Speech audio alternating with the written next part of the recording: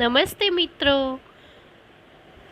संस्कृति अपनाए और समझे गुरु माँ लिखित ये बुक में कल हमने जाना फूल के बारे में, तो आज हम बुजुर्ग के बारे में जानेंगे।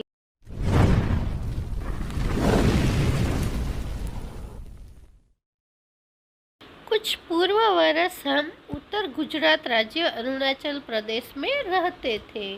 स्वामी जी शिविर के लिए एक गांव में गए। स्कूल में छुट्टियां थी, अंत हम सब साथ ही थे। हम जिनके अतिथि थे उनके रसोई घर में चपटी ढक्कन वाली कुछ 8-10 टोकरियां दिखी। जिज्ञासावश मैंने पूछा, इन कटोरियों में क्या रखा जाता है? उन्होंने कहा, भोजन परोसकर थाली इसमें रखी जाती है ताकि धूल मिट्टी या मक्खियाँ भोजन को दूषित न करे।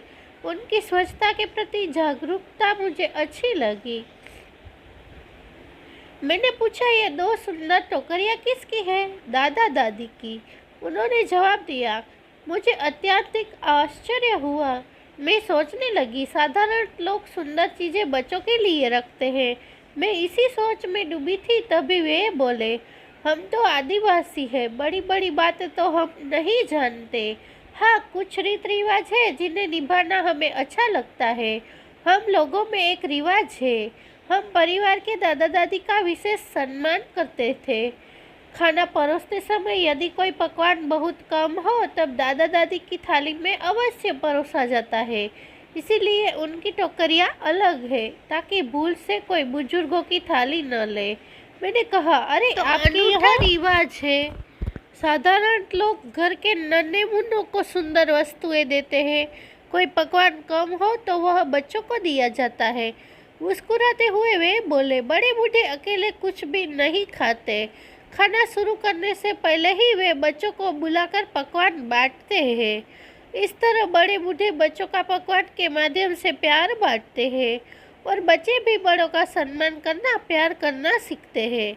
उनकी यह बात मेरे दिल को छू गई। वे आदिवासी है, पिछड़े हैं। समाज की यह सोच मुझे खोखली लगी। आज हमारे सुशिक्षित सुसंस्कृत कहलाने वाले समाज में न जाने कितने वृद्ध अपने ही बच्चों से उपेक्षापूर्ण व्यवहार पाते हैं, तो जाने कितने अपने के बीच भी आश्रितों सा जीवन बिताने पर मजबूर है। आजकल बच्चों की ओर जरूरत से ज़्यादा ध्यान दिया जा रहा है, किंतु घर के बुजुर्गों की ओर ध्यान देने की आवश्यकता कम लोग महसूस करते हैं।